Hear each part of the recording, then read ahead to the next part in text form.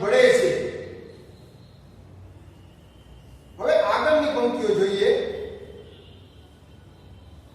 તળવડે નિરખી રચના વને, તળફળે સમજી રચનારને, સસન દુખિત છેવટે સારથી, પ્રિયતમા વચ આમ ઉચ્ચારથી. ચક્રવાક્ય શું વચનો છે? તળવડે નિરખી રચના વને, વનની રચના જોઈ વનને તળવડે છે. તળફળે સમજી રચનારને, અને રચનાર વિધિ છે, જે ભાગ્ય છે, એને એની સર્વોપરતાને જોઈને તેઓ તરફડે છે.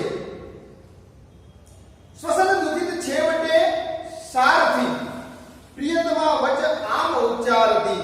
અને દુખી થાય નિશ્વાસ નાખતી ચક્રવાકી છે એ છેવટે આંસુ સારથી આમ વચન ઉચ્ચારે છે. પ્રિયતમા વચન, વચ એટલે કે વચન આમ ઉચ્ચારથી.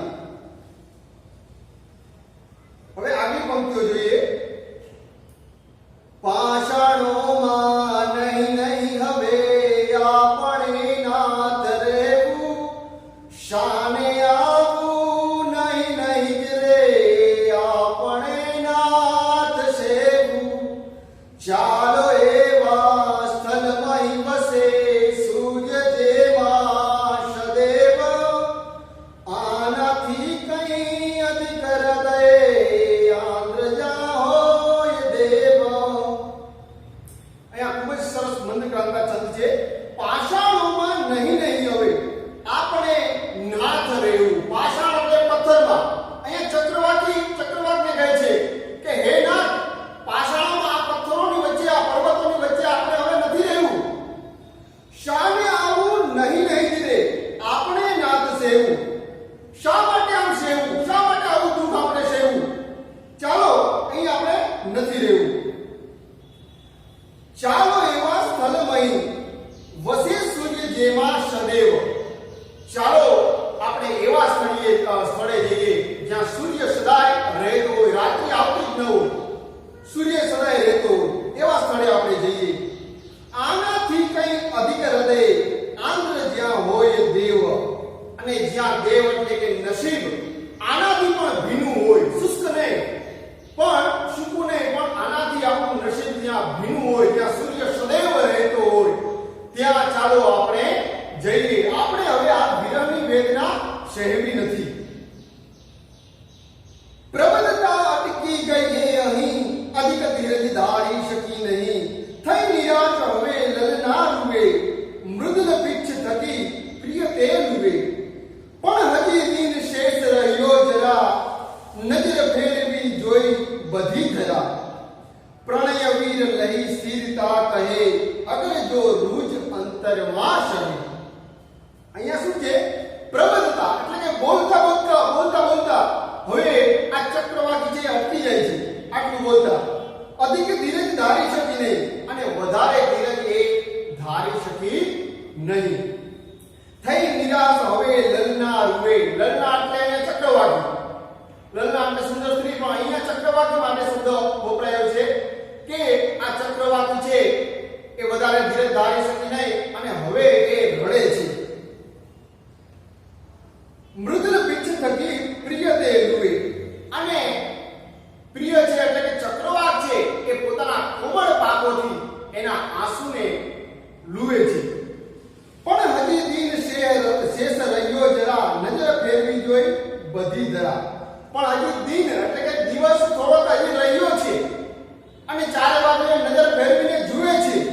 આખી ધરતીને ચારે બાજુ નજર ફેરવીને જુએ છે, કારણ કે હજી થોડોક દિવસ રહ્યો છે કે ચાલો જોઈએ કે ક્યાં હજી સૂર્યનો પ્રકાશ છે. પ્રણય વીર લઈ સ્થિરતા કહે, અગર જો રૂજ અંતરમાં શહે. અને પ્રણય વીર એટલે કે જે ચક્રવાક છે એ પોતાની સ્થિરતા છે, ધીરજને અંતરમાં રાખીને કહે છે કે ચાલો વેદના અંતરમાં સહી. એના પછીના પંક્તિ જોઈએ. હા શબ્દો આ સરળ સરખા મર્મ તીવ્ર ભેદે, ગર્ભાત્માને સ્ફુરિત કરતા ધૈર્યને છેક છેદે.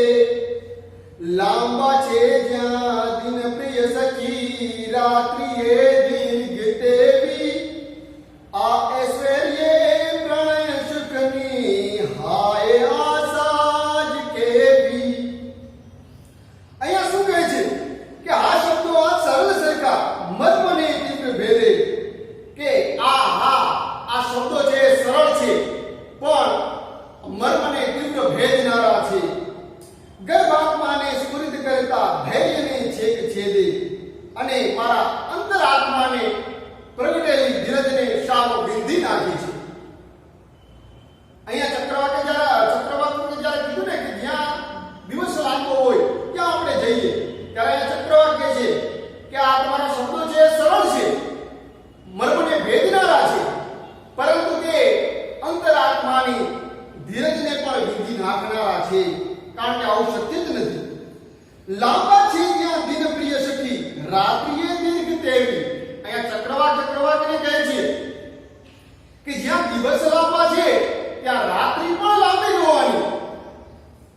આ ઐશ્વર્ય પ્રણય સુખની હાય આશા જ કેવી.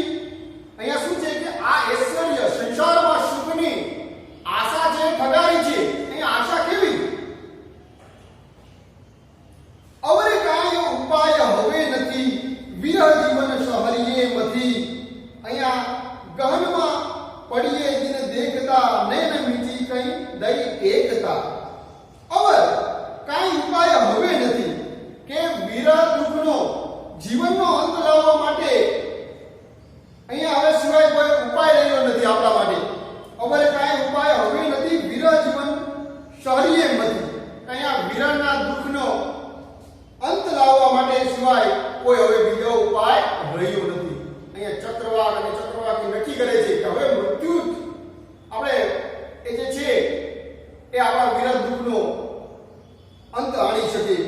ગહનમાં પડીએ દિન દેખતા નયન મીચી દઈ એકતા.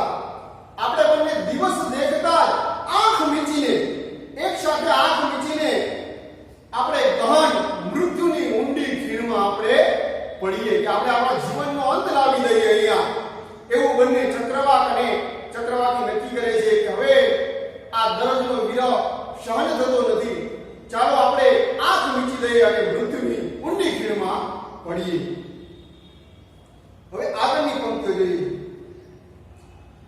પાછું જોતા દ્વિજ યુગલને અન્યથા થાય ભાષા ઊંડું દિન કરશમું કૈક દેખાય હાશ.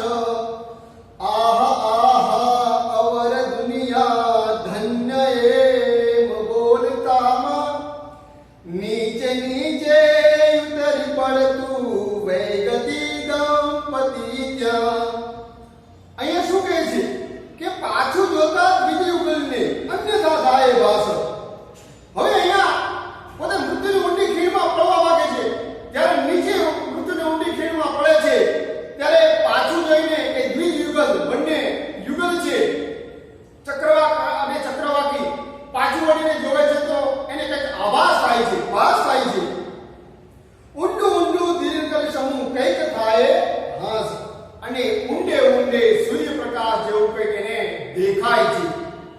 દિનકર એટલે સૂર્ય. આહા અવર દુનિયા ધન્ય એ બોલતામાં.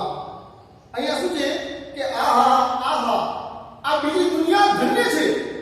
ત્યાં ઊંડી ખીણમાં પોતે મૃત્યુની ઊંડી ખીણમાં પડે છે અને પાછું વળીને જોવે છે તો કંઈક આભાસ થાય છે, કંઈક સૂર્યનો તેજ જેવું એને દેખાય છે અને એના મુખમાંથી શબ્દો સરી પડે છે કે વાહ આહા આ દુનિયા ધન્ય છે.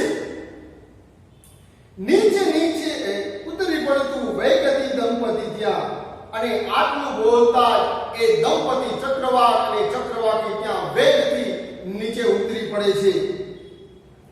અધિક એ પ્રકાશ થતો જતો જવ જનારતનો વધતો જતો. અમિત એ અવકાશ તણી મહી કहीं અચેતન એક દિશે નહીં. અને અધિક એ પ્રકાશ થતો જતો કે જેમ નીચે ઉતરે છે એ મૃત્યુની ઊંડી ખીણમાં તેમ એને કંઈક પ્રકાશ છે વધતો જતો દેખાય છે. જવ જનાર વધતો જતો અને એ જનારનો વેગ પણ વધતો જતો હતો.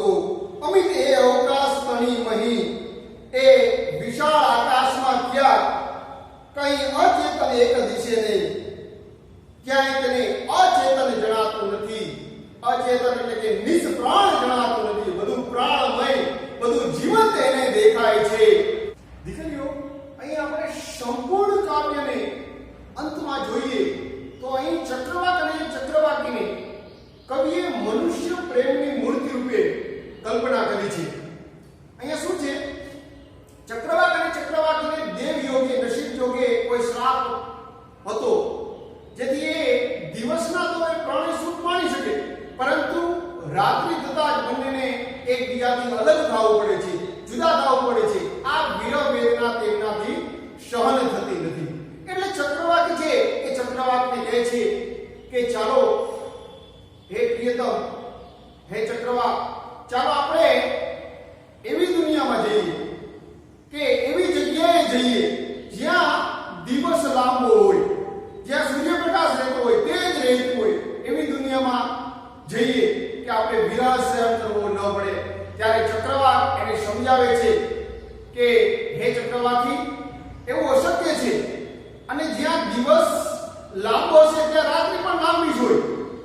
છેવટે બંને થી વિરહ વેદના સહન થતી નથી અને બંને નક્કી કરે છે કે ચાલો હવે આ વિરહનો અંત આણીએ, આપણે આ મૃત્યુની ઊંડી ખીણમાં ઝંપલાવીએ. બંને નક્કી કરે છે અને બંને એ મૃત્યુની ઊંડી ખીણમાં ઝંપલાવે છે. ત્યારે તે શું જોવે છે કે જ્યારે એ યુગલ પાછળ જોવે છે ત્યારે એને આભાસ થાય છે, ભાસ થાય છે. પાછળ એને કોઈ પ્રકાશ દેખાય છે, સૂર્યપ્રકાશ દેખાય છે, તેજ દેખાય છે. જેમ જેમ એ ઊંડે ઊંડે જાય છે તેમ તેમ એ પ્રકાશ વધતો જ જાય છે અને ત્યાં એમને દિવ્ય પ્રકાશના દર્શન થાય છે. અને જે એમની પ્રકાશની ખોજ હતી, તેજની, સૂર્યપ્રકાશની તેજની ખોજ હતી, એ એમની ખોજ સફળ થાય છે. એટલે કવિએ છેલ્લે એક પંક્તિ મૂકી હતી કે અચેતન કંઈ દિશે નહીં, કે અચેતન કંઈ જણાતું નથી. એ જોવે છે કે ક્યાંય બધું પ્રાણમય દેખાય છે. એ નવી દુનિયામાં, પ્રકાશમાં, દિવ્યતાના દર્શનમાં, દિવ્યતાના પ્રકાશમાં એ ત્યાં સર્વ ચેતનમય ગણાય છે, ચેતનમય દેખાય છે. અને ચક્રવાક અને ચક્રવાકીની ખોજ છે એ ત્યાં સફળ થાય છે. અને આ કાવ્ય છે એ કવિની સ્વીડનબોર્ગી ધર્મશ્રદ્ધાના પરિણામરૂપ છે, જ્યાં તેમને સર્વ ચેતનમય દેખાય છે. અચેતનમય એટલે કે ચેતના વિનાનું કંઈ દિશે નહીં, એટલે કે સર્વ ચેતનમય દેખાય છે, પ્રાણવાળું દેખાય છે. આમ અહીં ચક્રવાક અને ચક્રવાકીનું ટૂંકું કાવ્ય જે છે એ ટૂંકા સાર રૂપે દિવ્ય પ્રકાશના દર્શન સાથે, દિવ્ય પ્રકાશની ખોજ સાથે પૂર્ણ થાય છે. અસ્તુ.